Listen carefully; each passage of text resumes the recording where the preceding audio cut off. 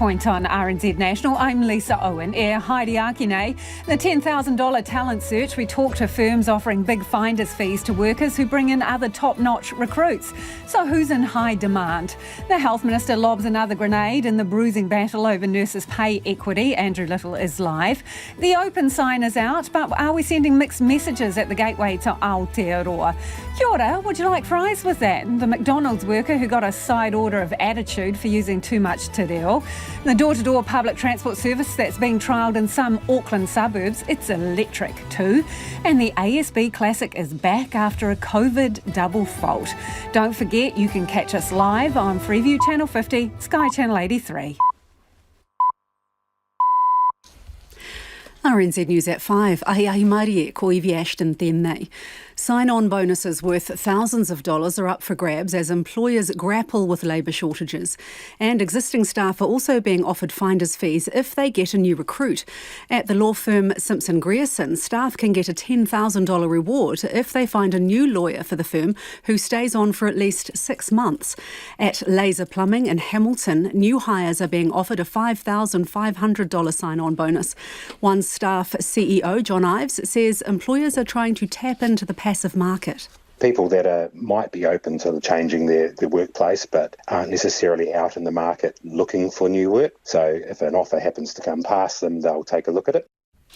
The country's unemployment is at a record low of 3.2%. The Crown says it's virtually impossible that two people charged in the New Zealand First Foundation fraud case didn't know they were breaking the law. The pair deny fraudulently obtaining more than $700,000, which they then used to pay campaign expenses for the New Zealand First Party. At the High Court in Auckland today, prosecutor Paul Wicks QC argued that the money should have been treated as political donations and publicly declared if necessary. But he says both defendants left the foundation's board and its financial donors in the dark. Few of the donors appreciated that there was any difference between the foundation and the party. Those that did nevertheless assumed it was an arm of the party. The defendants deny any wrongdoing, arguing the evidence shows the foundation used the money as expected. Monkeypox will be added to New Zealand's schedule of notifiable diseases. No cases of monkeypox have so far been detected in New Zealand since June the 2nd. However, more than 780 cases have been identified across 27 countries. The Associate Health Minister, Aisha Verrill, says the designation will give the government the tools to contain any possible spread in New Zealand, including contact tracing and isolation orders. But she says the disease is very different to COVID-19. Previously, we've seen monkeypox lead to quite short chains of transmission. So the outbreaks have been limited, whereas COVID clearly was a totally novel pathogen. We have some experience with monkeypox. The designation also means medical professionals must notify the Medical Officer of Health about any known or suspected cases. The Race Relations Commissioner is disappointed to hear a McDonald's employee was told to cut down on saying kia ora by his manager. A post by the 15-year-old boy's father online has generated a huge backlash, and the manager of the Havelock North store at the time has since apologised. Ming Foon says he supports the employee's father and commends him for standing up for te reo Māori. He said, look, hold on to your culture, hold on to your reo, and speak more of it, actually. So I encourage that thought of his father, of encouragement and not to belittle their own culture and their own language. McDonald's says it couldn't identify the person responsible for making the comments during its investigation. The chain says it supports the use of te reo Māori by staff and customers. Health New Zealand has told Hutt Hospital there is no reason for it not to keep using its earthquake-prone tower block in the short term. Engineers have told it any strengthening would be difficult, disruptive and take at least 2 to 3 years. Rosie Gordon reports. The Hutt District Health Board today released the advice it's had over recent weeks on the block that houses multiple wards, maternity and radiology services. Health NZ, which takes over from DHB soon, says engineers do not necessarily expect the block to be a risk to life in a moderate earthquake. Its advice last month to the Hutt Board is not to make any hasty decisions, saying the risk to occupants is low over the next 1 to 2 years. However, the DHB says it will not stay in the block for any longer than it needs in order to vacate it safely and effectively. And police are at the scene of what they say is a serious incident in the Wellington suburb of Newlands. Cordons have been set up on Kingsbridge Place, but the police say there is no risk to the public. To sport, and Stacey Jones has been handed the unenviable task of guiding the Warriors from the depths of the NRL following the sudden departure of head coach Nathan Brown. Brown's contract has been terminated after he told the club he didn't want to return to Auckland with the team, which has been based in Australia for the past 3 years. His departure leaves Jones with the job of dragging the Warriors up from a lowly 14th and having lost their last 5 games. We certainly have to make some changes. It's been evident the last month. Our resilience, our steel, our effort is not there, and that's part of the game that we've got to sort out before we can sort anything else out. Star shooter Grace Nweke has been cleared to play for the Northern Mystics in tomorrow night's elimination final against the Stars. The ANZ Premiership defending champions have had 4 straight losses since Nweke's absence with an ankle injury. Top-class tennis will return to New Zealand in January for the first time in 3 years, with big names promised for the men's and women's ASB Classic. Frenchman Nicolas Lampirin, who has 2 decades of experience as a player agent, has been appointed as the new tournament director. Tennis Auckland Chief Executive Rowan West says Lampirin's background makes him ideal for the job. Those relationships that he can have really in-depth one-to-one discussions with agents and players at the same time, and really just cut to the chase. What is it that you need to come to Auckland? That's the news. Brits talk about Boris Johnson's behaviour. I just think he's a complete liar, and I don't think we should have him at all. So you don't think his MP should back him tonight? No, definitely not. COVID's made behaviour in schools worse. Increasing the amount of online bullying, graffiti, a little bit of conflict between students. And the weather in Auckland just won't behave. There is a thick layer of fog. You can't see any planes on the runway. Looking at the departure boards, there's just flight after flight that says cancelled, cancelled, cancelled. Always bringing our best behaviour. Morning Report weekdays from 6 on RNZ National. You're on Checkpoint with Lisa Owen next. Right now, the short forecast from Met Service to midnight Wednesday. For Northland, Auckland, Waikato and Coromandel Peninsula, occasional rain or showers, clearing overnight, mainly fine tomorrow. For the Bay of Plenty, rain heavy at times with possible thunderstorms in the east overnight, then clearing tomorrow morning. From Waitomo to Wellington, including the Central High Country, rains developing this evening and then clearing early tomorrow. Showers return later tomorrow morning, some heavy with possible thunderstorms from the evening. Gisborne, Hawke's Bay and Wairarapa, patchy rains developing this evening, then clearing tomorrow morning. Nelson and Marlborough, periods of rain with a few heavy falls. Showers tomorrow, more frequent from the afternoon. Bulla, Westland and Fiordland, periods of rain, heavy at times with thunderstorms. Canterbury, Otago and Southland, high cloud, a few patches of rain this afternoon and again tomorrow afternoon and evening. And for Te Kohu, the Chatham Islands, cloudy periods, rains developing tomorrow evening with possible thunderstorms. It's 7 minutes past 5. I'll update you with the latest news headlines and traffic at 5:20. Ngā mihi iwi, tēnā koutou katoa, no mai haere mai ki Checkpoint I tēnei rā, ko Lisa Owen tēnei. Companies grappling with labour shortages are turning to hefty cash incentives to recruit staff. Several $1,000 sign-on bonuses are up for grabs in some industries, and companies are also bumping up the finder's fees paid to existing employees who find them new people to hire. Katie Todd reports. If you're a lawyer at the firm Simpson Grierson and you find a new lawyer they can hire and keep for at least 6 months, then a cool $10,000 will be yours to pocket. The company has doubled its finder's fee to help scout out new talent. Its People and Culture Director Joe Stevenson says that's partly due to a tight labour market. The country's unemployment rate is at a record low of 3.2%, and the pandemic has made prospective employees picky. People are becoming more discerning about their employment choices, and they're wanting to move to a place because it's got the right culture, it's got the right level of flexibility, and they're only going to make those moves if they can trust that the culture of the organisation supports all of its marketing campaign. And while we know recruiters do a great job, people are putting a lot more stock and value in the word of somebody who's actually worked in the organisation itself and can speak to the culture.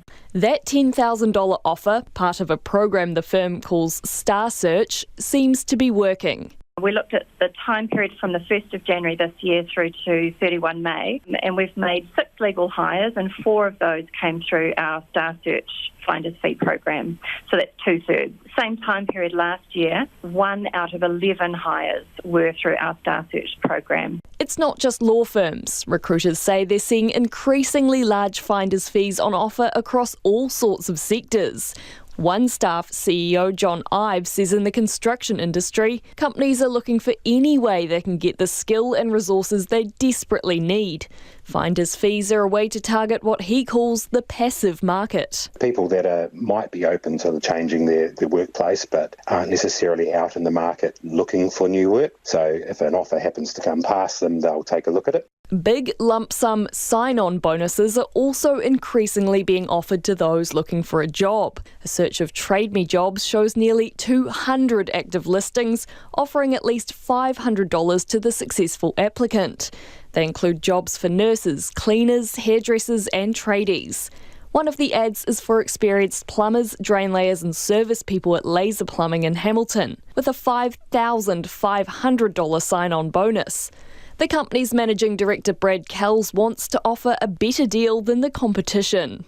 There's been some other opposition or plumbers in our area who had been offering up to $5,000. And I guess when you're trying to get, I don't know, maybe ahead of the pack or to get noticed, we thought we'd just go mention 5.5, that might get people to give us a call. The Director of Platinum Recruitment in Dunedin, Dean Delaney, says employers are facing the perfect storm of wage inflation, increased overheads and talent shortages. He says companies are finding sign-on offers a better use of their money than widespread job advertising. A lot of people are not looking in this current market because they're worried about job security. So I think that a lot of organisations are looking at more innovative ways to attract talent. There could be plenty more of these kinds of offers in coming weeks. The market is expected to stay tilted in favour of job seekers for the foreseeable future, with Treasury forecasting unemployment to fall below 3%. And joining us now is Brad Gatehouse from Tribe Recruitment. Kia ora, Brad. How competitive is the market right now? Well, it's probably the most competitive that I've seen it in the last 22 years that I've been recruiting in New Zealand, and by quite a long shot. The last time was before the global financial crisis, and I would say it's probably 10 times worse now. Who's in high demand? Look, to be honest, everyone's in high demand. Talent's scarce across the board. There's definitely some pockets where it's much more apparent. Technology is a real dire area, but more so at the fat part of the labour pyramid. The further you go up, the easier it is to appeal to talent. And so what kind of incentives are people offering to get workers into the fold, both for other staff who bring them to the table and like sign-on bonuses? What are you seeing? Yeah, it's something, the referral bonus is something that we see pretty consistently in a good or a bad market. It's a great way for people to have a cost-effective way of attracting talent similar to what they've got. It definitely spikes and is much more apparent when there is talent scarcity like we're seeing now. But the big change has been these sign-on bonuses, which in the last 12 months in particular have become much more apparent and much larger. And where it used to be the domain of really only senior executive roles that we found sign-ons, we're hearing about it right across the board and right down to more middle management and even more junior entry-level roles. Is that encroaching on your business, Brad? We're flat out, to be honest. With the talent as scarce it is, it's really busy. It could very well be, but it's not a metric that we're really monitoring closely. I think without a doubt it would be having an impact on traditional recruitment, but nothing that we are noticing to be a real thorn in our side right now.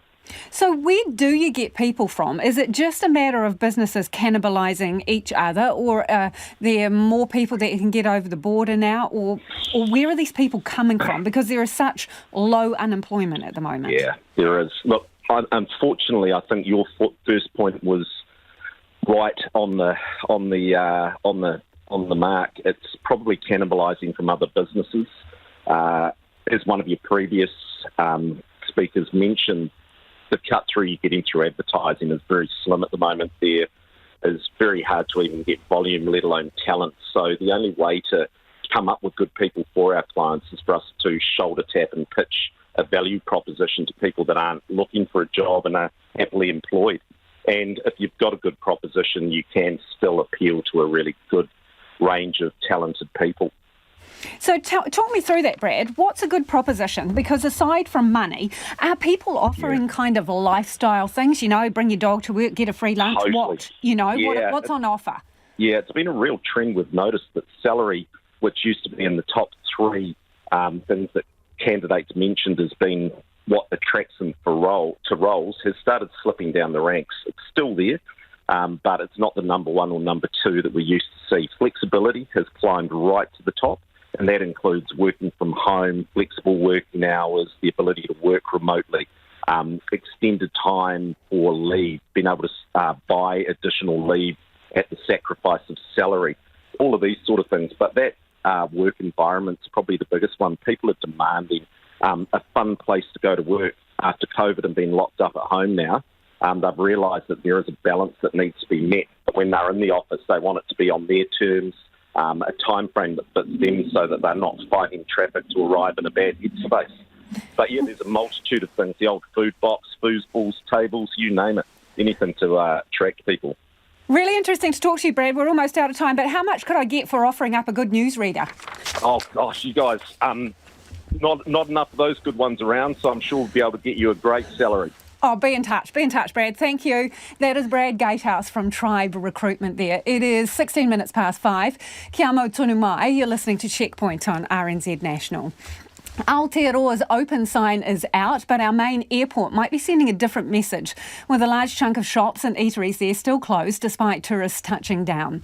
Last month, our border opened to visitors from more than 50 countries. The rest will follow by the end of the month.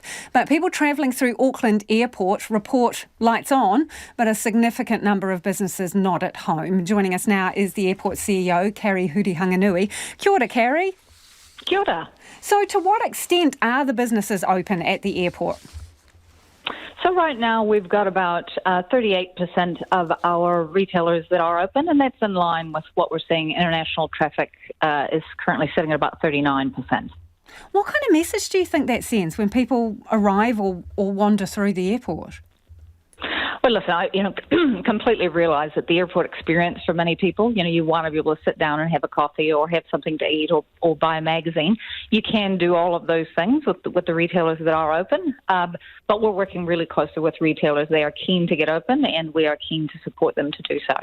How come they're not open? Do the number of flights in and out, are they not enough to sustain business out there? Well, it's probably a game of two halves, at least on that space. One being, so 100% or almost 100% are open domestically. Internationally, after 2.5 years, really, they've kind of gotten to a standing start. And so this 20 hours a day, 7 days a week has proven quite challenging for a number of the retailers to find the staff and get some of the long lead items, particularly with some of the luxury brands. Right, so they don't have the stock and they don't have the people to sell it. Well, they're getting there. As I said, we've got kind of 38% of them open and more opening right through. By the end of July, we expect to be at about 56% of retailers open. But, it has been really challenging for some of them. How many international flights have you got coming in and out? And compared to pre-COVID? So, pre-COVID, I haven't actually got the absolute raw numbers. As I said, we've got 39% of capacity coming into what it was pre-COVID. They said we expect by the end of this calendar year to be at 65 to 70%, which is a vast step up from where we were sitting in February when it was actually 5% of pre-COVID.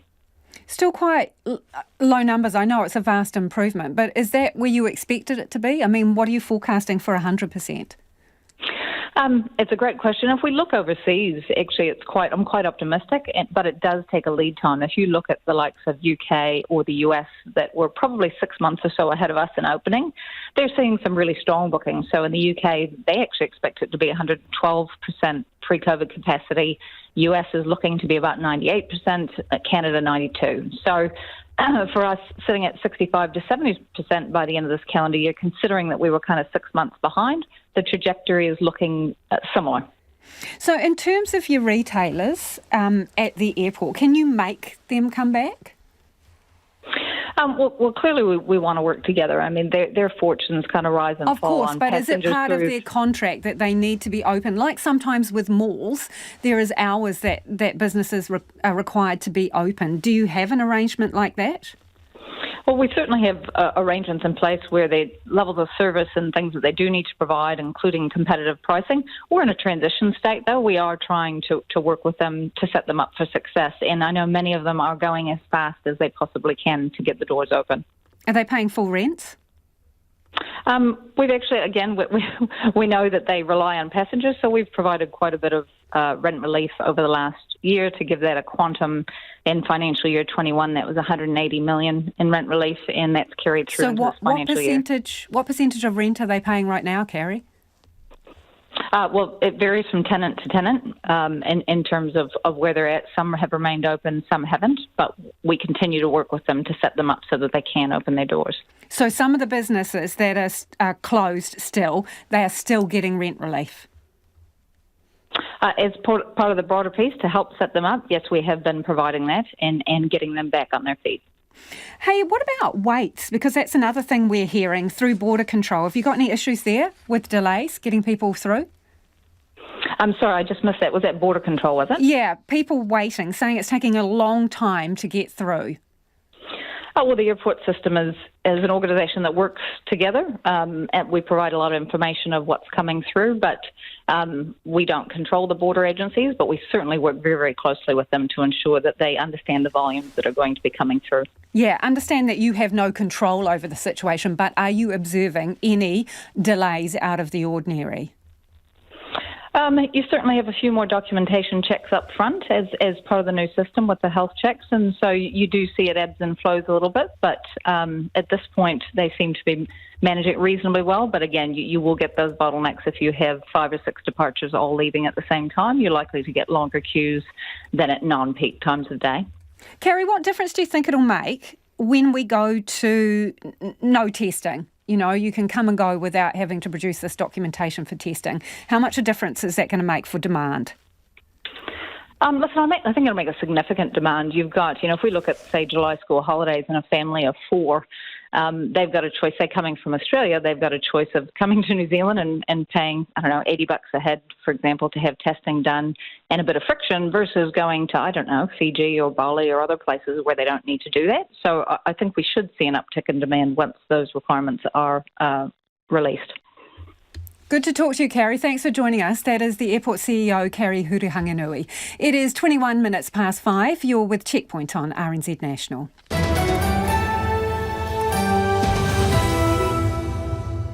And would love your feedback. Homai o whakaaro. Do get in touch about anything you've heard on the program this evening. Let us know if you've been through the airport recently. What is it like? Auckland Airport 2101 on text, and you can tweet us at Checkpoint RNZ. Also interested to know about these sign-on bonuses. Is your company offering any money to bring in new recruits? We're really keen to hear from you, so do get in touch. 2101 on the text, tweet us at Checkpoint RNZ. And it is time now for the headlines. Ko iwi anō tēnei. Thank you so much, Lisa. Several $1,000s in bonuses are being offered in some industries as companies facing labour shortages try to entice new staff. In some cases, existing employees are being offered finder's fees if they come up with suitable candidates. The Prime Minister, Jacinda Ardern, plans to raise the contentious subject of Australia's 501 deportation policy when she meets Australia's new leader in Sydney this week. Cordons have been set up on Kingsbridge Place in the Wellington suburb of Newlands as the police respond to what they call a serious incident. They say there's no risk to the public. The National Party wants to give the police more powers to target illegal firearms to tackle tensions between gangs in Auckland. But the Green Party co-leader, James Shaw, says gangs are a symptom of poverty, which he claims National is not strong on addressing. The Medical Officer of Health will have the power to contain any possible spread of monkeypox, including contact tracing and isolation orders, as the virus becomes a notifiable disease. And the sudden death of one of the infamous Ingham twins is being treated as unexplained. Joanne and her sister made headlines when they stowed away on a Malaysian container ship in 1997. A scene examination is underway at a motel in Te Aro in Wellington, where the 43-year-old's body was found. Looking at traffic, there's potentially hazardous driving conditions and possible flooding or slips across the Bay of Plenty tonight. And for Canterbury and the West Coast, windy conditions continue overnight. Motorists need to take extra care. We'll update you with the latest news headlines and traffic at about 5:40. Kia ora rā, iho. The shortage of healthcare workers could be about to get worse after an Australian state announced a $4.5 billion recruitment drive. The New South Wales Premier announced the move on Sunday, hoping to bring in 10,000 more staff over the next 4 years.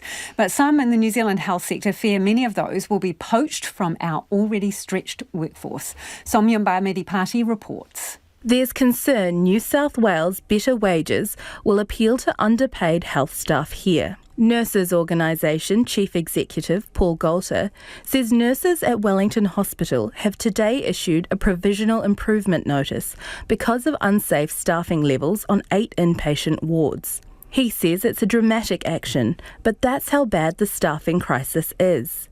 And there's concern more workers could soon be lost to Australia. Whilst there's always been a number of nurses and other healthcare workers go backwards and forwards, there's a real sense that it's so bad over here that we may lose more than what we would normally, and that means the government's got to act right now. But the Health Minister says nurses would be getting more money if the Nurses Organisation hadn't chosen litigation instead.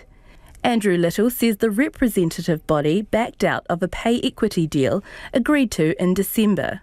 He says the government is now hamstrung when it comes to boosting pay while the legal process unfolds. Had things proceeded as agreed in December last year, it'll be this week or next week that those increased salary rates would be being paid to nurses along with the lump sum payment that was agreed to, and all backdated to the 7th of March this year. So nurses would see extra money in their pockets, pretty much straight away. Meanwhile, the opposition leader says overseas nurses need to be prioritised through immigration pathways. Christopher Luxon says the government should be focusing on this rather than spending money on health reforms and increasing bureaucracy. We don't have nurses on a green list that actually has a pathway to residency like we see in Australia. It just means that we're not competitive with other countries trying to attract a very scarce and valued resource, right? We haven't done the best that we possibly can on immigration settings with respect to nurses that are already in the country that have split family migrant scenarios. And it's not just nurses who could be leaving en masse. The Association of Salaried Medical Specialists says some of its members have already made the move, and now more could follow suit. Executive Director Sarah Dalton says others have opted to stay in New Zealand, but only work in the private sector. She says it's always about more than just pay, but increasing salaries, even just to keep up with the cost of living, would improve the situation. That is the one thing that could be changed overnight. And the attitude that the DHB employers and the Ministry of Health have shown to the whole of our healthcare workforce over the last couple of years through COVID, when we have also been trying to bargain improved paying conditions, is incredibly disappointing and in fact angering. The Midwives Union previously told RNZ it has similar concerns and says the government should match the pay offered in Australia. And we'll speak to the Health Minister, Andrew Little, after 6. Politicians have put gangs back in their crosshairs, promising tough action to crack down on crime as rival gangs face off in Auckland. National has floated anti-gang laws like those seen in Australia, and the government says all options are on the table. Here's our Deputy Political Editor, Craig McCulloch. Gang warfare on the streets of Auckland, the police blaming a turf war between the tribesmen and killer bees. Weeks now of drive-by shootings. Just last night, another house was shot at in Clover Park. It's so crazy to think that something so violent can be happening so close to my home. My landlady, she's pregnant, and it can get really scary for her as well. I do night shift and I have to go home alone, and it's very scary. Labour's local MPs are hearing it from their constituents too. Willie Jackson says the crime spree is very much on his radar. I'm worried about our communities because this tit-for-tat stuff I haven't seen it before. You know, we're watching it very closely. More than just watching, the government has asked the police how it can help. The Police Minister, Potter Williams, says work is underway on more measures to disrupt gangs, potentially when it comes to seizing assets. It is around targeting gangs, kind of where it hurts the most in their pockets, but also disrupting their activities as far as we can. We're constantly scanning our horizon. The way that organised crime operates is changing, and we have to change with it. But just last month, the government shot down legislation proposed by ACT, which would have given police more powers to seize assets connected with gang activity. David Seymour says the Prime Minister is all talk. We've got to start getting tough on these people, but also doing it in a smart way. Otherwise, it's going to spiral out of control. People don't feel safe on the streets, and increasingly not in their homes, because you don't know when you're going to get sprayed by a stray bullet, even in Auckland. The National Party wants the police to have a dedicated gang unit. Remember Strikeforce Raptor. And Christopher Luxon says the party's also considering Australian-style laws banning gang members from wearing patches or meeting in public. We woke up to New Zealand again this morning with another shooting issue here in this country, and so that's not normal. That's not the New Zealand that we all grew up in, that we know, and so we actually need to make a choice. Are we going to go down a pathway and carry on doing exactly what we're doing, which is not much, or actually do we want to try some new things that might have some different consequences? We wouldn't rule anything in or out at this stage. We'd want to consider everything. The back and forth has left the gang expert Jared Gilbert despairing. The sociologist at Canterbury University says the recent crime wave is far from unprecedented. He says the solutions lie in policing on the ground, not in vague, tough-on-crime rhetoric and knee-jerk policies. This is an incredibly complex issue. Politicians that stand up and say they will solve it, we should be incredibly suspicious of, because often they don't really have any idea what they're talking about. Furthermore, our history is absolutely chock-a-block of these types of initiatives that come to nothing.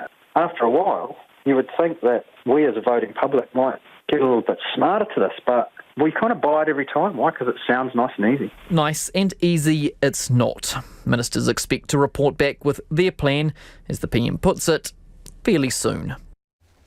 And it's 5:30. You're with Checkpoints on RNZ National. A Havelock North McDonalds employee was told to cut down saying kia ora at work, with his manager saying some people might not like it.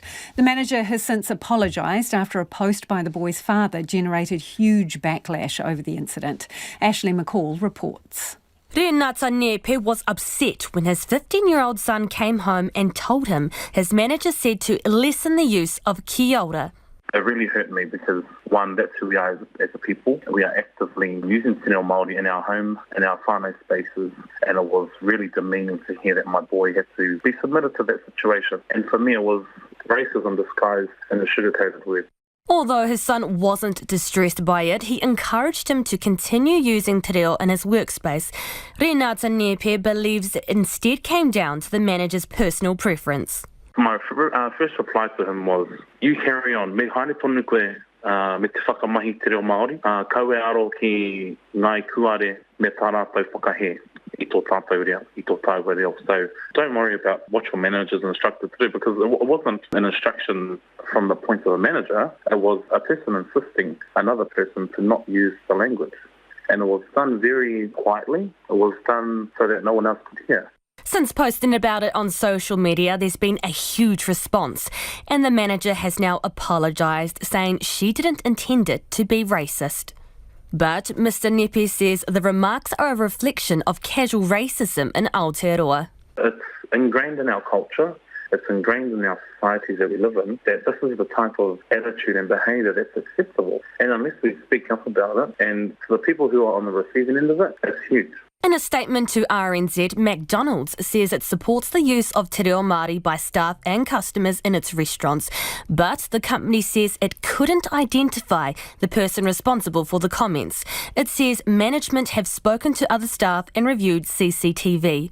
Race Relations Commissioner Meng Foon is disappointed by the incident and agrees with Mr Nepe's response. He said, look, hold on to your culture, hold on to your reo, and speak more of it, actually. So I encourage that thought of his father, of encouragement and not to belittle their own culture and their own language. He thinks McDonald's should investigate further and provide more training to managers to help them understand the importance of te reo. Maybe it could actually be promoted in the health and safety notices in the beginning of the day. They could say that we value te reo Māori in McDonald's, just to remind everybody. Renata Nepe wants to remind everybody to speak up about issues relating to language and to not let it flow like water under the bridge.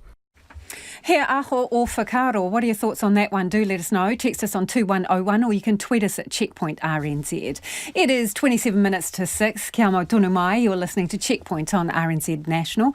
And it's time for the business news now. Ko taku hoa e naenei, ko Nicholas Poynton, who joins me in the studio.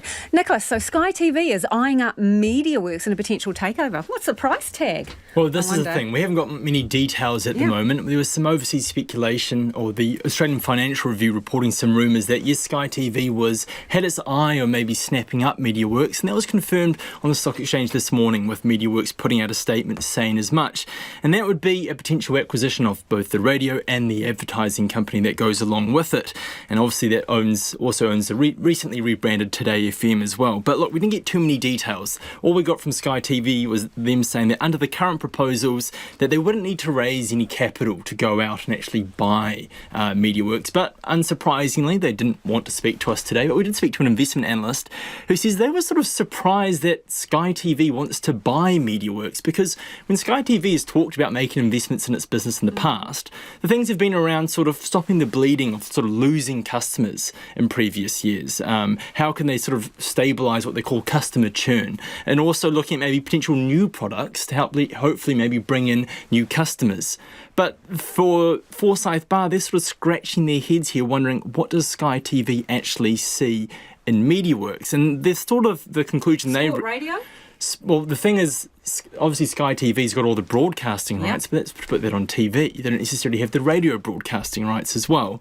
So Forsyth Barr, they thought that maybe Sky TV's interested in the advertising business. You could probably combine TV, radio. It's also got a large sort of outdoor advertising business.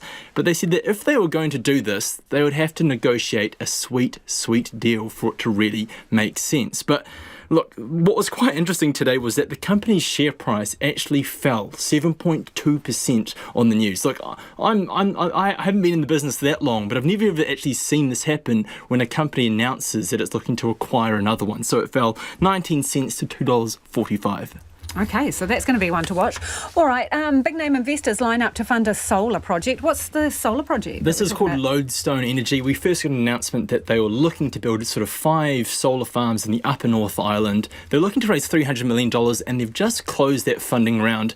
And it's interesting, some of the people who have got on board. You've got some big name private investment firms, but also you've got the likes of Xero, Rod Drury from Xero, the $1 billion small accounting software firm, and also the warehouse founder Stephen Tyndall. So they clearly like what they're seeing from their business. They've put their name and their money on it, and they say that going this private route instead of sort of going to the public markets to raise capital, much quicker for them. They hope to have this thing, work starting towards the end of this year, with the first solar power coming to the grid by next year.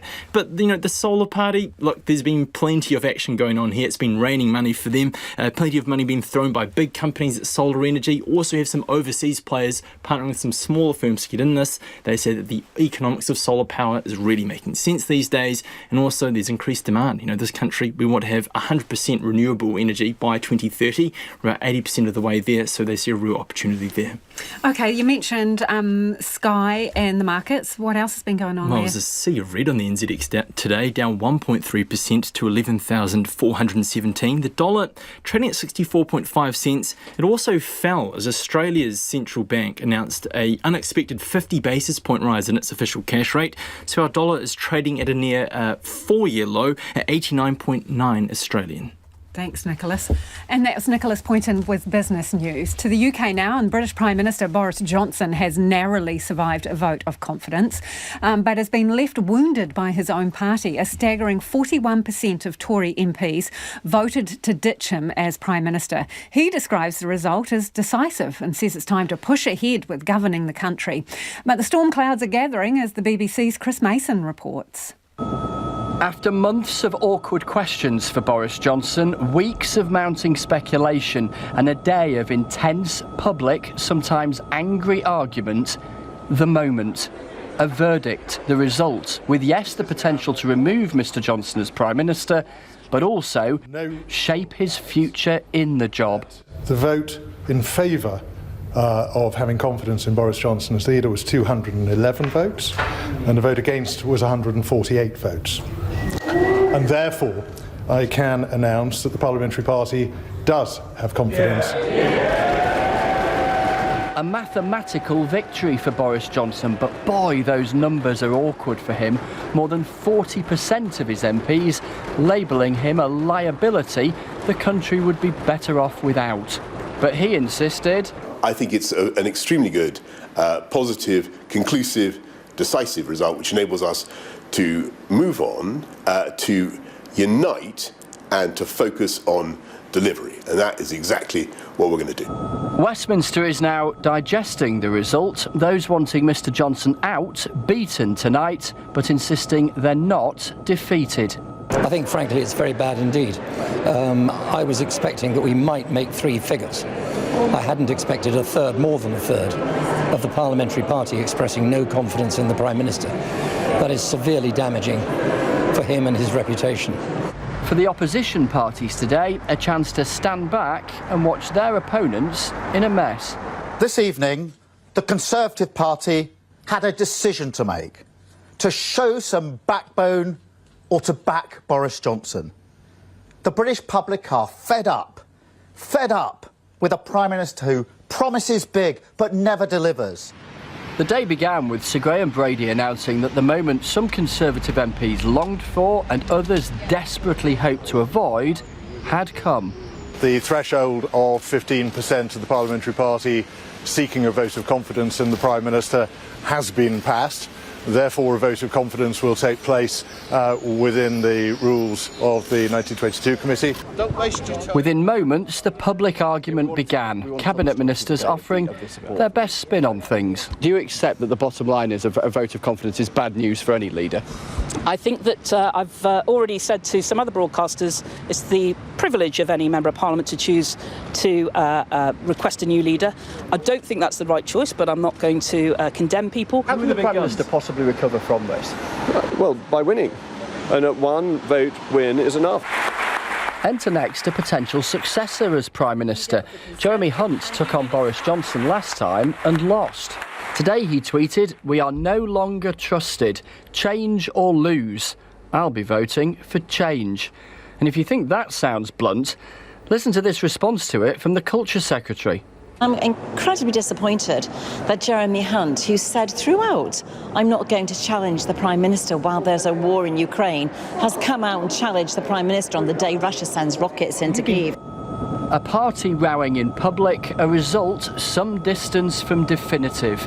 The questions about Boris Johnson's future won't go away. It's 19 minutes to 6. You're with Checkpoint on RNZ National.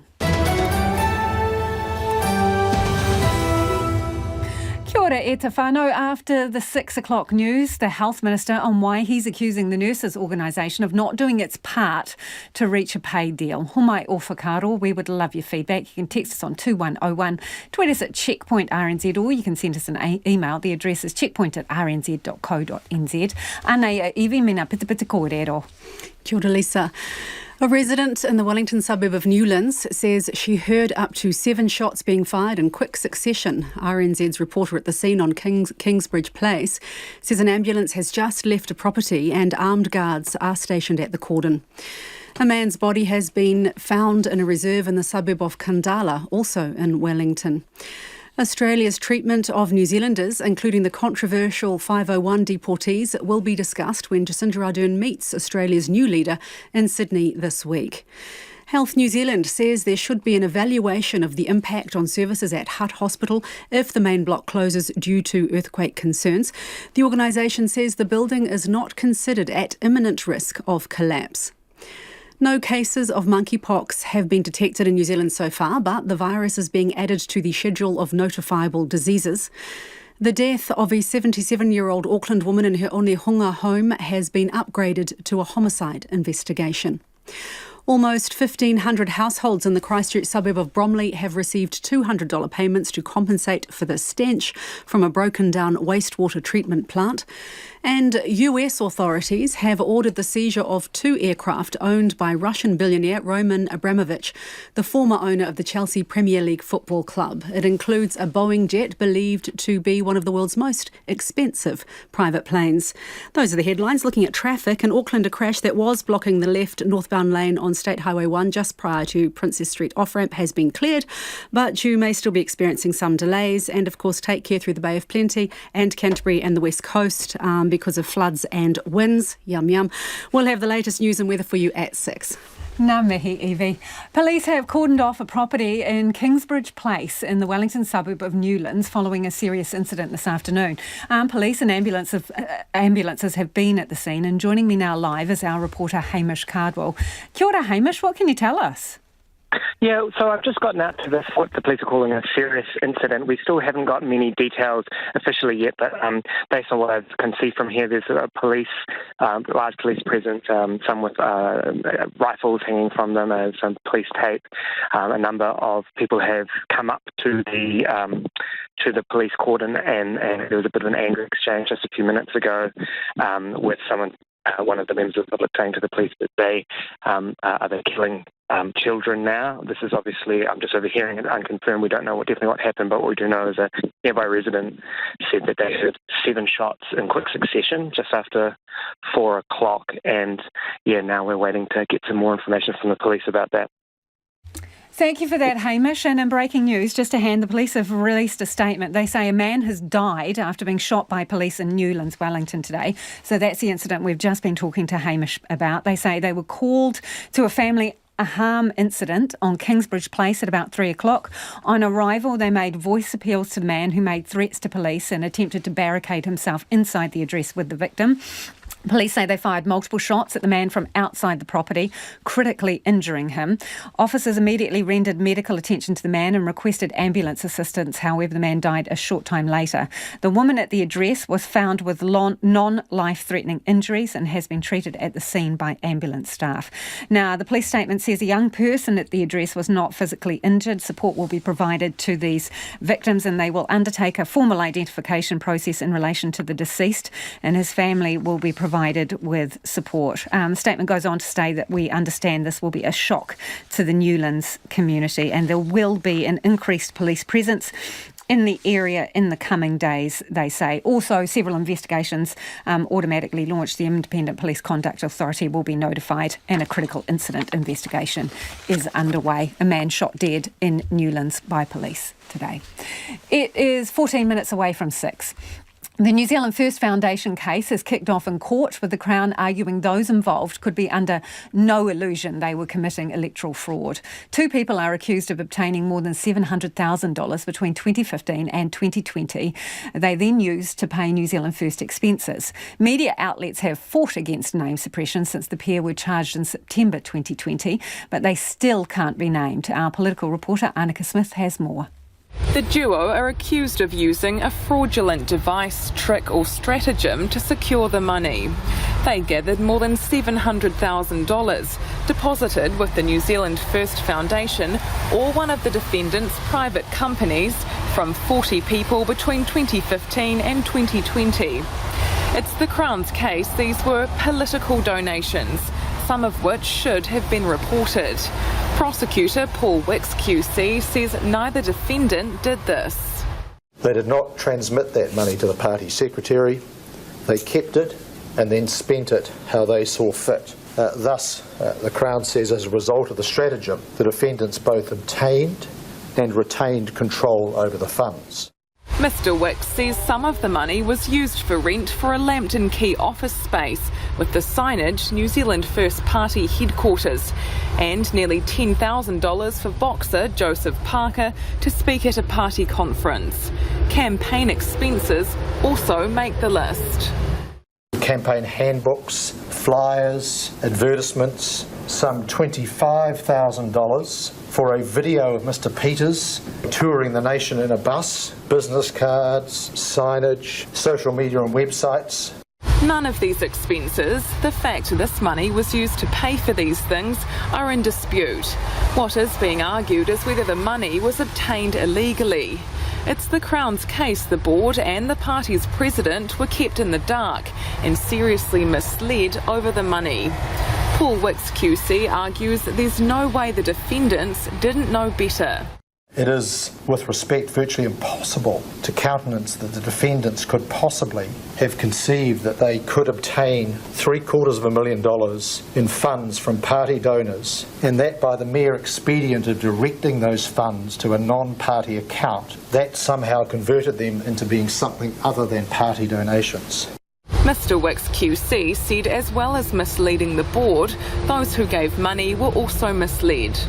Few of the donors appreciated that there was any difference between the foundation and the party. Those that did nevertheless assumed it was an arm of the party. Both defendants deny the allegations. In opening remarks today, one of their lawyers, Tudor Clee, says the Serious Fraud Office has no evidence of any crime. There was never an instruction from the party to deal with the funds that was not followed.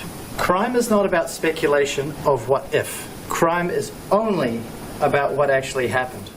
Mr Clee argues the evidence actually shows the money that went to the New Zealand First Foundation was used as the party expected. The media has fought against name suppression since the pair were charged in September 2020, but their identities remain suppressed by the High Court. The judge-alone trial before Justice Jargos is set down for 6 weeks. It's 10 minutes to 6. Kia mau tonu mai. Stay with us. You're listening to Checkpoint on RNZ National. The Warriors are on the hunt for a new coach yet again. Nathan Brown's contract has been terminated after he told club CEO Cameron George he doesn't want to return to Auckland. Brown took on the role at the start of the 2021 NRL season, replacing Stephen Kearney, who was sacked midway through the 2020 season. Sports editor Stephen Hewson reports. So Johnson, there, we've got a big moment. It's Jason Saab, and it's all over. Jason Saab goes the length of the field. Manly 44, Warriors 12. Nathan Brown departs with the Warriors a lowly 14th in the NRL competition and having lost the last 5 games on the trot. Assistant coach Stacey Jones will take over as head coach for the remainder of the season with his first game on Sunday at Cronulla. Chief Executive Cameron George says Brown told them that for family reasons he wouldn't be able to return to New Zealand as originally planned. Been in Australia for the first 2 years of his 3-year tenure, and he had all intents and purposes to move to New Zealand, but I think things have changed in that time with his family. Kids get a little bit older, they get more engaged in the environment where they're at and so on. And, you know, to be fair to him, he's worked day and night for this footy club. Have we got the results? No. But he's tried very hard, and I think marrying up with what his family's situation is now and how that's changed, you know, the reality is he had to make quite a personal call. Cameron George says while the club's seen players and coaches come and go over the past couple of years, a lot of it down to COVID, that can't excuse the side's poor performances. I take a lot of responsibility and I'm very passionate about our footy club in the now and in the future. And whilst we've been trying to survive in a lot of aspects of our footy club, it doesn't negate us and give us a free pass from not winning. Stacey Jones takes on the role of interim head coach, having held a variety of playing and coaching roles at the club for almost 25 years. He says a simple lack of effort from the players has been his biggest worry in recent times. We certainly have to make some changes, whether it be positional changes, but right at the moment, the group now, we just need to be stable. It's been evident the last month.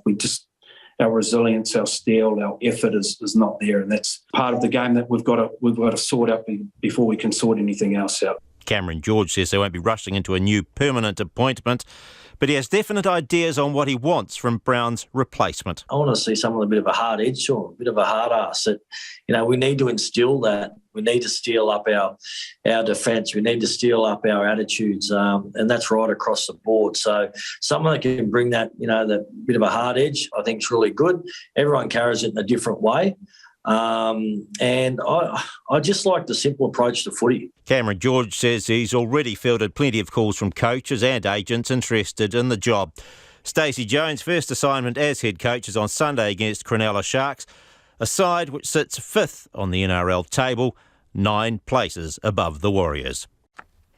Let's get to some of your feedback now on our earlier interview and piece about recruitment. This is companies offering big bucks finder's fees, up to 10 grand in some cases if you bring them the person that they're looking to employ. This one in from Alex. Hi, Lisa and the team. I work on the floor of a Lower Hutt engineering workshop. It's paying its employees $1,000 finder's fee for fitters, welders. Interesting. And another person says the employment drive is a complete load of BS if you're over probably 30 years of age. Me, 30 plus years as research scientist and a project manager, unemployed for 12 months, many job applications, hardly a single interview. Total propaganda from my perspective, says that person. On the subject of Auckland Airport and the businesses in there, only about 38% of them are open. Chris says Auckland Airport expectations returning to 100%. What climate change crisis? ? And someone else went through the airport from Australia about 3 weeks ago. Our documentation was correct, but would not submit online as we were asked to do, they say. That slowed the process, but was balanced for us by welcoming and helpful border staff, bouquets to them. Al says flew domestic Auckland to Wellington on Friday the 3rd of June, got to security at 8:10, conservatively, got through security at 8:35, absolute shambles. I understand it was the beginning of a long weekend, but come on, like it wasn't a surprise. The Uber from Simon Street to the airport only took 24 minutes, says Al. Thanks for your feedback. Do keep it coming. 2101 on the text, or you can tweet us at Checkpoint RNZ. And speaking of Ubers, who needs Uber when public transport will pick you up pretty much right outside your place? In Auckland, a trial is underway where travellers can order an electric van or car to pick you up and take you to work or to the train station. Similar to Metlink's Wellington trial, Auckland Transport's trial is underway in Papakura and Takanini, with plans to expand to other suburbs. Reporter Louise Tanuth and camera operator Marika Habazi went for a ride along. This could be your new ride to work or the train station, a much smaller electric minivan or car. It's the same concept as the bus, but you need to book your ride using the Auckland Transport app, website or the call centre. You go to Papakura? Yeah. Okay. Tag on and off with your hop card, and if you get on a bus or train within half an hour, there's no extra fee. First passenger for the day is Ingrid in Takanini. So since there's no buses around my area, it's really useful to call AT Local to get to a train station and then to take other transport onwards. I find it really reliable and quick, probably book in 15 minutes before and then they'll arrive on time. But she'd prefer a better bus route when working night shifts because AT Local stops at around 9:30 p.m. Rachel's hoping they'll get more drivers to speed up the process. Sometimes you set a certain time, but then it tends to go a little beyond that or before that because there's very few drivers available. Yaspreet was fed up with her previous commute to work. Before it's very hard for me to go, it takes me an hour just to go 2 minutes far from here, but now it's very easy for me. Rakesh Mani's our driver for the day. Most of his stops are to the Papakura train station. He says this van takes him where buses can't. Some places the bus can't go, So, some houses are really narrow roads. He says the scheme is a great way for people to get to the station. Service Network Development Manager Pete Moth says it's a great service. It's a corner-to-corner service, we refer to it as. So the service zone is 14 square kilometres or thereabouts, and there's 400 virtual bus stops that we have, 400 pick-up points across the service area. So that means on average you're walking in the order of 120 metres per passenger to get to your pick-up point. In Papakura, it's replaced one of the bus services with poor patronage. Local board chair Brent Catchpole says the flexibility of the different stops is making a huge difference for residents. They're finding it more convenient because there's a lot more opportunities to stop. There's over 400 stop-off and pick-up points. And the vans are more inclusive for all passengers. Well, bus stops were a minimum of 400 metres away, and so they found it a lot more difficult, particularly ones that were disabled or needed assistance. They found it a lot more difficult to get there. Brent Catchpole wants to see the service rolled out in other areas too. As we're talking, at least 3 fairly empty buses roll past. Pete Moth explains that's why these vans and cars are better than simply increasing the traditional buses and bus stops for the area. We were running fairly empty buses through a lot of the day. And they're diesel buses, and it's not a great look to be running empty diesel buses in the time of a climate emergency. And providing large buses in communities that are quite low density isn't always the right solution. The trial's due to finish up in October this year when a decision will be made on whether it's permanent. Pukekohe is being eyed up as the next suburb to be given a trial, likely in 2023. And if you were listening to that story from Louisa Marika on radio, go to our website. We'll put the video version up there. To some of your feedback now, and this is about the young worker at McDonald's who was reprimanded for using the words kia ora and told to use it less at McDonald's. Carolyn's got in touch to say, I welcome normalising kia ora. As a learner of te reo, it offers an opportunity to practice and build confidence with day-to-day conversation. Mauri ora, says Carolyn. Different views on this one, though. Another says, logically, since almost everyone in New Zealand speaks English and only about 3% understand te reo, the use of Māori should be only when you are sure you will be understood. I think probably about 98% of people understand kia ora, don't they? Don't know. Let me know your thoughts on that. Someone else says, maybe the customer is always right. If a customer orders in Māori, fine.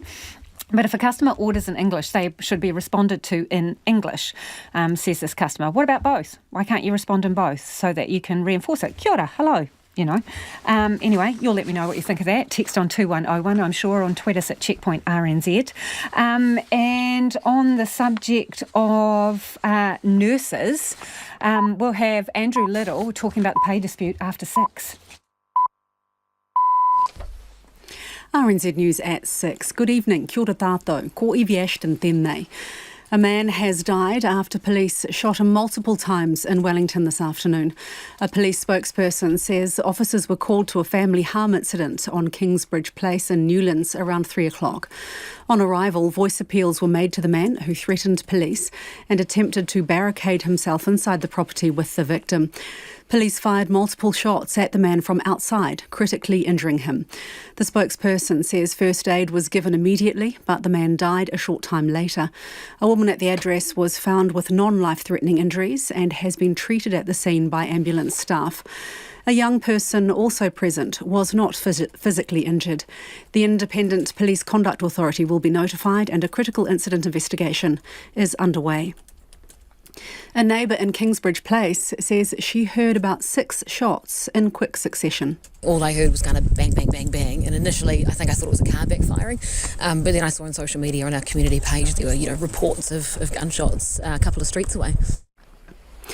A recruitment specialist says companies facing labour shortages are having to offer big bonuses to attract new staff. Brad Gatehouse from Tribe Recruitment says talent is scarce across most job types and incentives are the only way to get the right people. He says the job market is the most competitive he's seen in his 22 years working in New Zealand. Mr Gatehouse says in the last 12 months, large sign-on bonuses have become much more common. Where it used to be the domain of really only senior executive roles that we found sign-ons, we're hearing about it right across the board and right down to more middle management and even more junior entry-level roles. Brad Gatehouse says the only way to come up with the right person for a job is to shoulder tap from another company. Healthcare professionals are worried the worker shortage will worsen after the Australian state of New South Wales announced a push to bring in 10,000 more staff. There's concern many of those will be poached from New Zealand's already stretched workforce. The Salaried Medical Specialists Association says some of its members have already made the move and now more could follow. The Nurses Union says it has similar concerns, while the Midwives Union says the government should match the pay offered in Australia. National's police spokesperson says the government's moves to crack down on gangs are a knee-jerk reaction to a problem it should have sorted years ago. There have been 23 gang-related drive-by shootings in Auckland's current escalation. Mark Mitchell says anti-gang laws like those introduced in Australia should be adopted here. He says banning patches would be a good start. For a gang member to wear a gang patch, they had to have committed violent crime against society. And so I see it quite simply as something that's worn as a symbolic gesture by those gangs to intimidate and put fear into members of the public. So I don't think there's any risk around that at all. The government is looking at what more could be done around asset seizures, but says it could take some time. Prime Minister Jacinda Ardern hopes to make progress on Australia's deportation policy at an upcoming meeting with the country's new leader. Ms Ardern will travel to Sydney on Thursday to meet with Anthony Albanese in their first face-to-face engagement since his election late last month. She expects to discuss issues like climate change and the Pacific region during their meeting. Ms Ardern says she'll also raise Australia's 501 deportation policy with Mr Albanese, but is dampening expectations ahead of the meeting. I don't want to set expectations around what may or may not happen before we have the conversation, but what I've already seen in the course of the election was an appreciation of how deeply New Zealanders feel about this issue. So there's an awareness there. How that translates into any change in policy, only time will tell. Jacinda Ardern will return to New Zealand on Friday.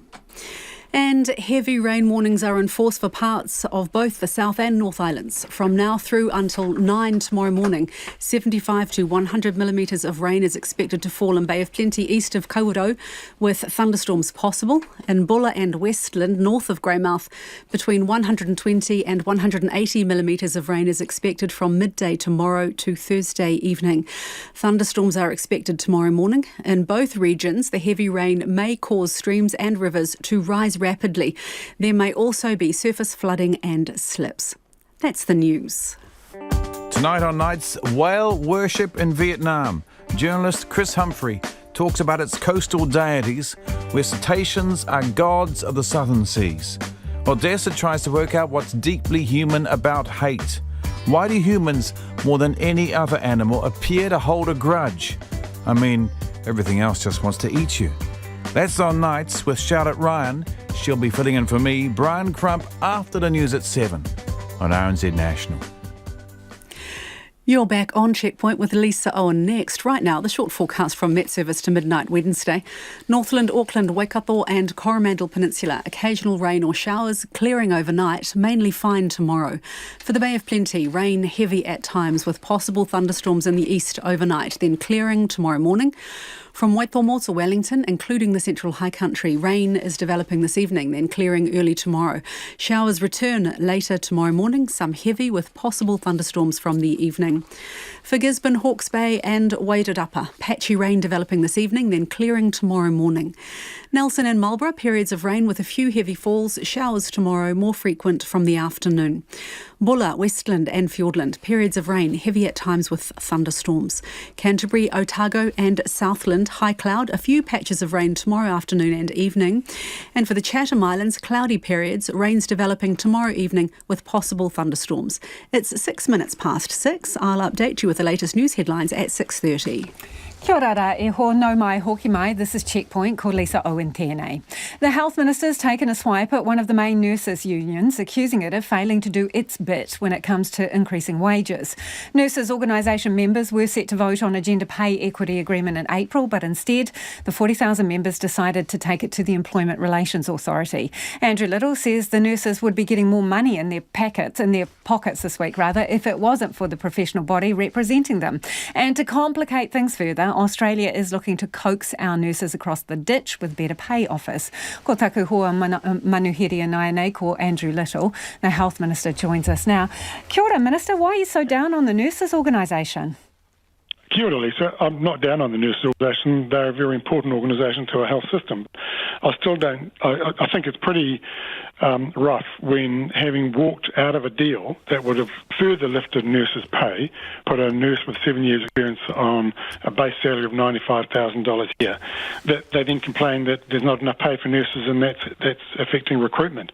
They're possibly right about affecting recruitment, but we are doing everything we can to lift nurses' pay, and not just nurses' pay, other health workers as well, and it doesn't help when we have the kind of snags that we've got.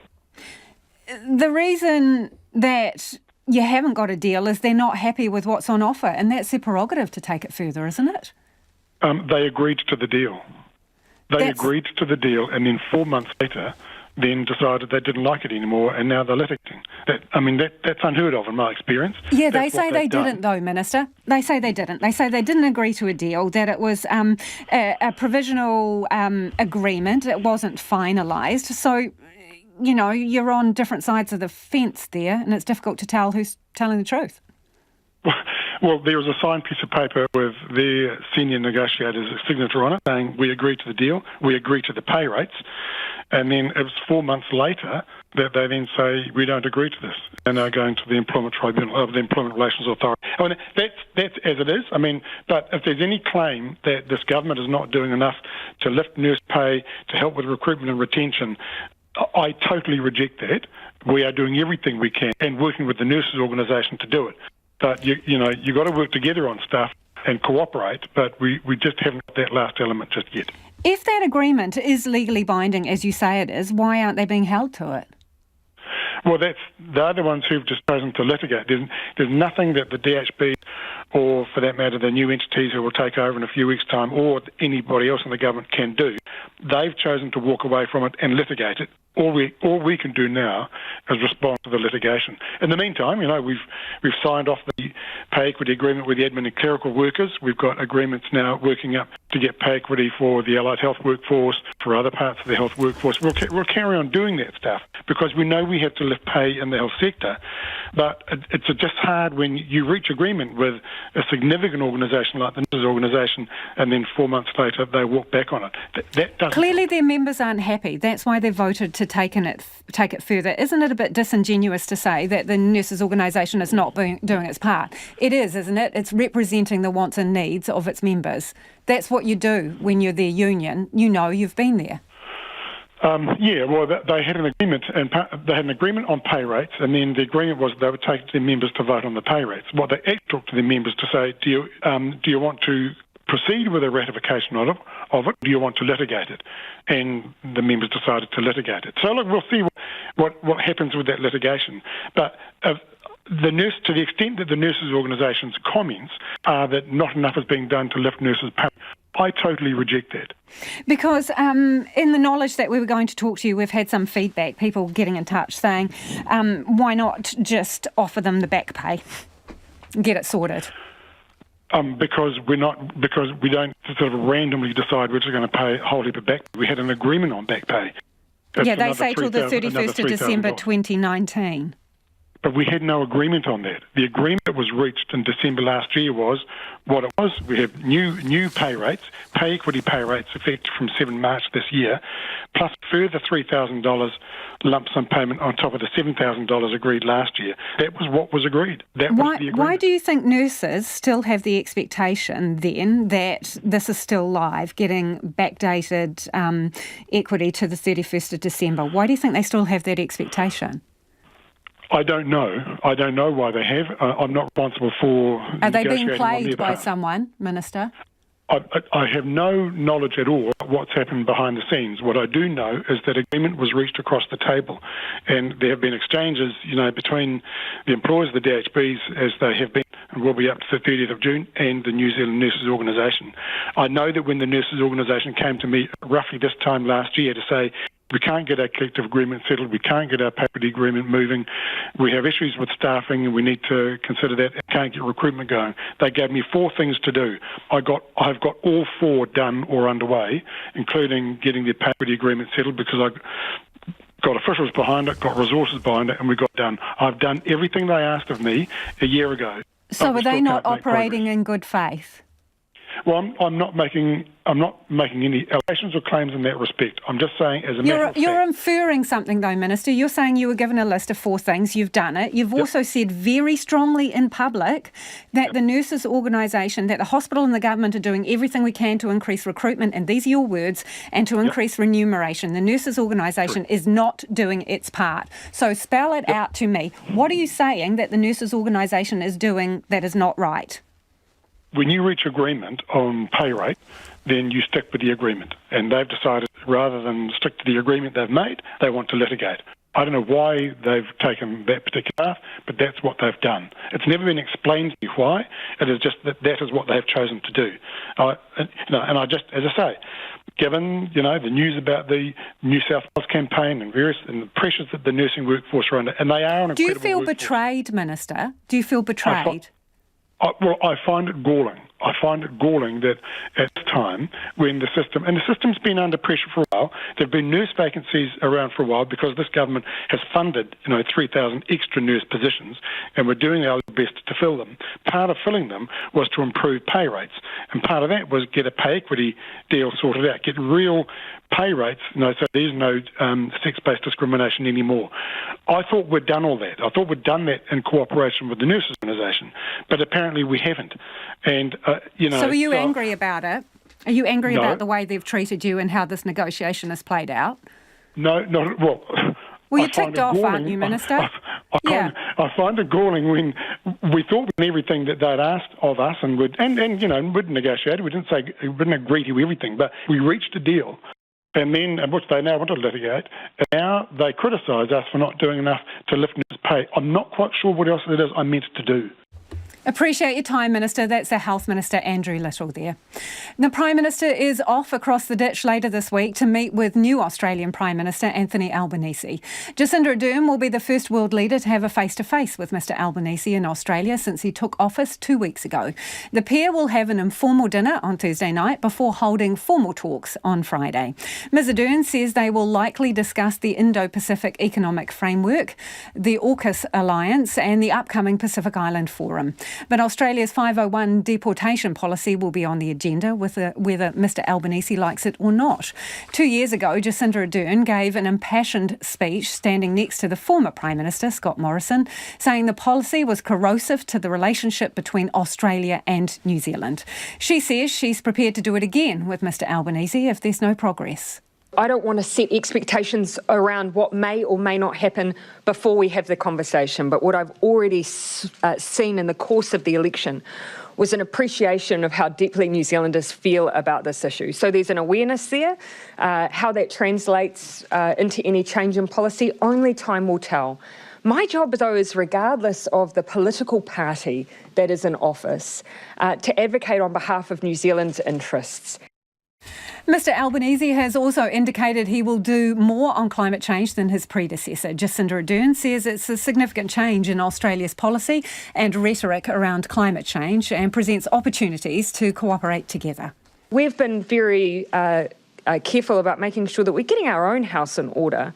And particularly when we've been in the Pacific, where we've often been asked about Australia's position on climate change, our view is we had to make sure that we were doing our bit rather than casting around at the position of other nations. But I'm sure that what has already been projected with climate change being a priority will be welcomed by the region. The government also announced Samoan Prime Minister Whaiami Naomi Matawha'a will visit New Zealand next week. It is 16 minutes past 6 and you're with Checkpoint on RNZ National. TVNZ has just released the terms of reference for a review of its recruitment and complaints policies. It's been prompted by the abrupt resignation of former breakfast presenter Kamal Santamaria after just 32 days in the job. Top Auckland employment lawyer Margaret Robbins will lead the review, and our reporter Nick Trubridge is across the latest details. Nick, what is the review actually going to look at? Yeah, so as you've covered off, Lisa, it's going to be Margaret Robbins who's running this.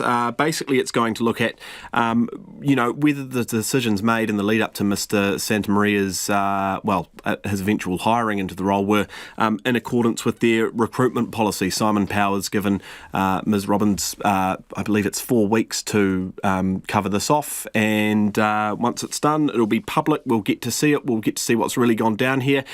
Interestingly, though, there is nothing in here really that would suggest it's going to look at some of the reported conduct we've heard in the media. So it's fairly narrow, you'd have to say, and it does stick specifically to the recruitment, to whether things like, reference checks were carried out. Of course, we know TVNZ said to us last week if they were aware of any of the allegations that have been made that an individual wouldn't be hired. That, of course, didn't say whether or not reference checks had been made. So we're going to find out whether they were. And just to be clear, Nick, so around recruitment processes, specifically in relation to Kamal Santamaria, or broader than just one individual? He is so it's both effectively. So if we look at the scope here, the first line says it will review recruitment policy and processes and practices rather that relate to that are general processes, I guess you could say. And then the second line under scope names Mr. Santamaria here.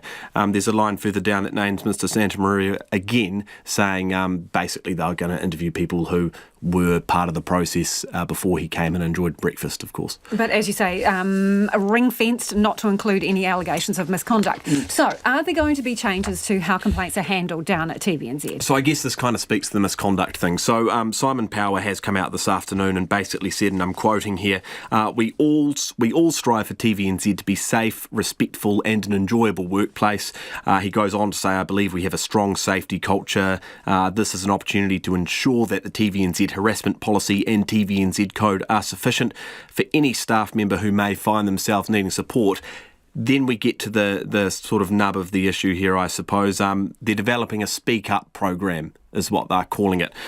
Basically, he's saying that will ensure employees, again, I'm quoting TVNZ here, are aware of avenues of raising complaints internally as well as anonymously. So we've kind of got two things here, I suppose. We've got the review, which, as I've said, will look at purely the recruitment, generally the recruitment, as well as specifically when it comes to Mr. Santamaria, and then a separate bit of work, I suppose you could say, on this new Speak Up policy, 4 weeks. But that policy looks forward and not backwards at anything that has potentially gone wrong in that respect. It would appear so. It would appear so. Okay. We'll know more in a month. Appreciate that, Nick, for the update. That's Nick Trubridge there with the update on terms of reference for an investigation down at TVNZ following the departure of their new breakfast presenter, Kamal Santamaria.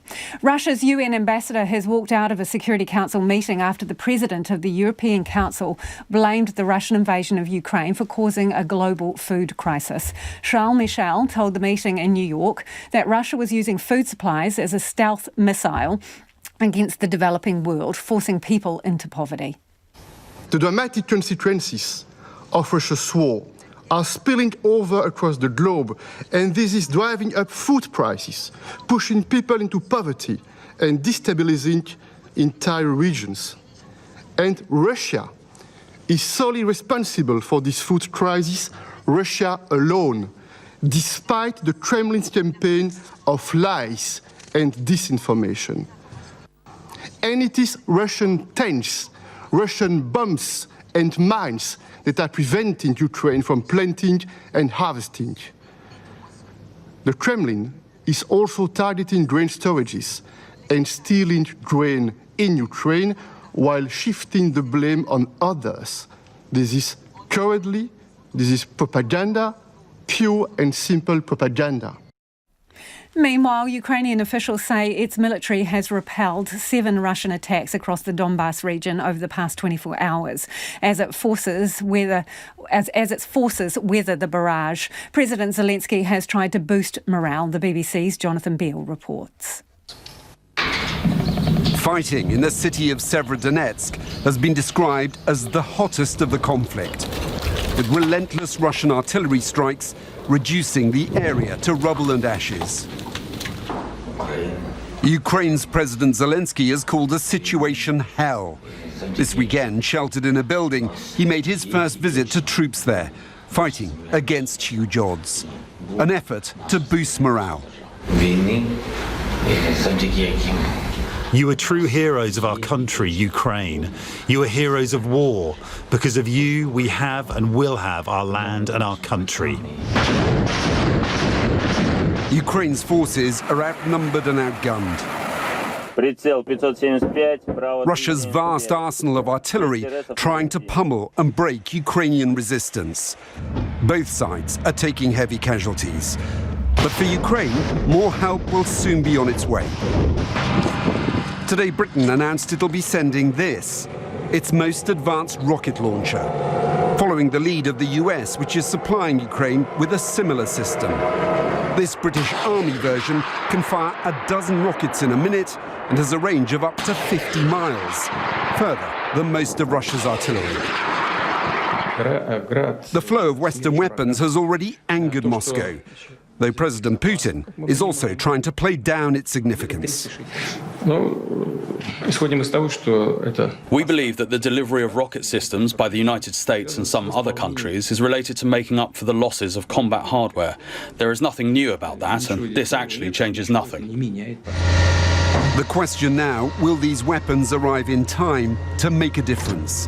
And in such small numbers. The US is sending just 4 of its rocket launchers to Ukraine, the UK another 3. But for Ukraine, every little helps. Australians are already facing higher bills for groceries, petrol and power, and now interest rates are set to rise again. The Reserve Bank there has raised rates for the second month in a row. Tenants say they're already battling a housing shortage, and the prospect of landlords passing on the cost of higher mortgage repayments is now adding to their stress. The ABC's Matt Bamford reports. Crisis accommodation is not where Lynn expected to be living at the age of 53, but it's the Horsham residents' last resort. I've never had an extravagant lifestyle. I don't want to. I've never wanted to be wealthy or anything. I just want to be comfortable and reasonable. But even that's just, it's very confronting. Average weekly rental prices for a unit in Horsham in Western Victoria have risen almost 40% in the past 12 months, and vacancies have dropped to just 0.6%. For 16 months, Lynn's tried to find somewhere suitable she can afford, but she hasn't had any luck. I've always lived within my means, but it's well beyond a joke. It's just impossible. Jennifer Beveridge from Tenants Victoria says a growing number of renters are facing similar pressures. About a third of Australians rent their homes. So what we are starting to see is that more and more of these 30% of Australians who rent their home are being negatively affected. It is fair to say it's a crisis. And rising interest rates could make it worse, with some landlords likely to pass on higher mortgage repayments to tenants. We will hear from more renters who are either advised that the rent needs to increase, that the property will be sold, and this will again accelerate the crisis that we're seeing at the moment. In the West Australian town of Broome, there are just 5 rental properties advertised for a population of around 20,000. Real estate agent Tony Hutchinson says it's driving people away. It's terrible, yeah. A lot of businesses are only opening part-time because they don't have enough workers in there. So to see people leave town when you really need them to stay and help out is terrible. He'd like to see efforts to encourage more investors back into the market. The government needs to legislate and make it more attractive for people to own an investment property. So increasing the benefits of depreciation and also looking at the legislation that sits around banks and and finance companies in terms of them financing investment properties. Lynn wants action from the federal government. You can't just snap your fingers and make it go away. I understand that, and I understand that they're wanting to invest and put a lot of money into, social housing, all those things, but that's not going to happen next week. Where's the Australian standard of living? She's also appealing for landlords to think carefully before raising the rent. If you can get a reliable tenant in a property long term that's going to look after your property, treat that as an asset. Auckland's big tennis tournament is making a comeback and organisers say it'll be as popular as ever. The ASB Classic has spent 2 years in the COVID wilderness, unable to take the court because of pandemic restrictions and the border closure. But it'll be back in January with a new face at the helm, promising to bring back some of the biggest names in the game. Clay Wilson reports.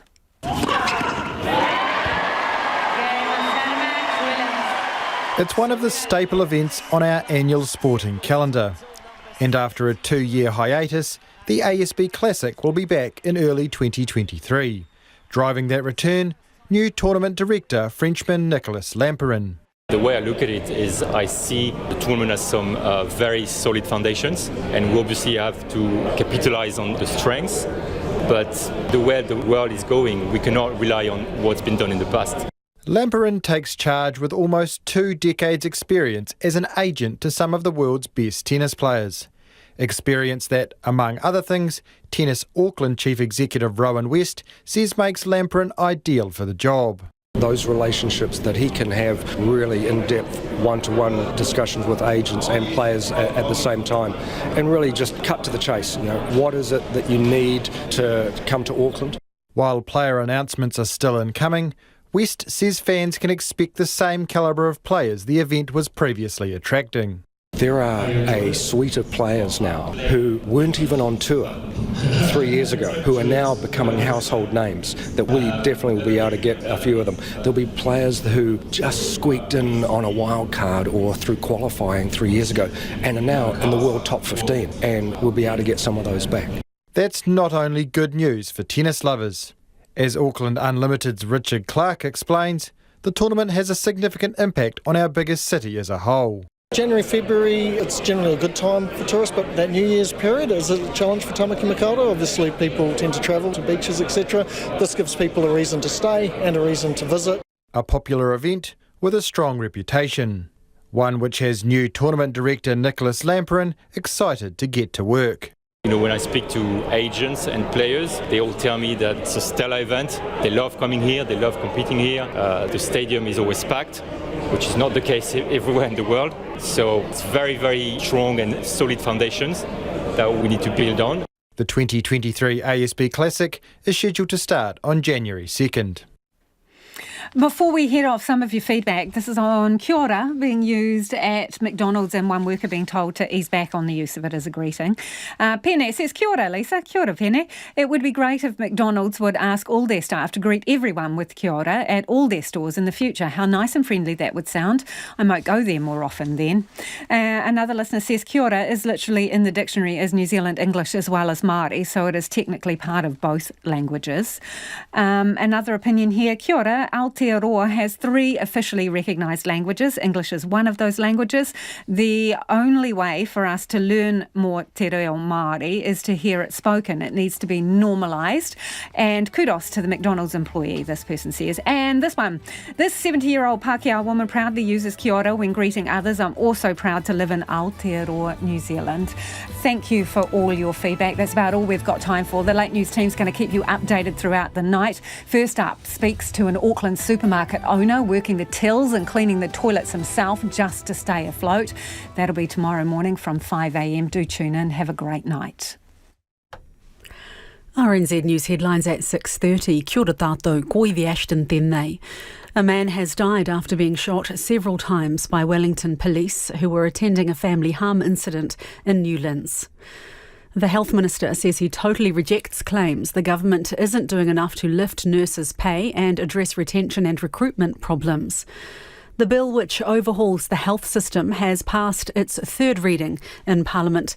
And gang expert Jared Gilbert believes strong policing is the key to tackling gang tensions in Auckland.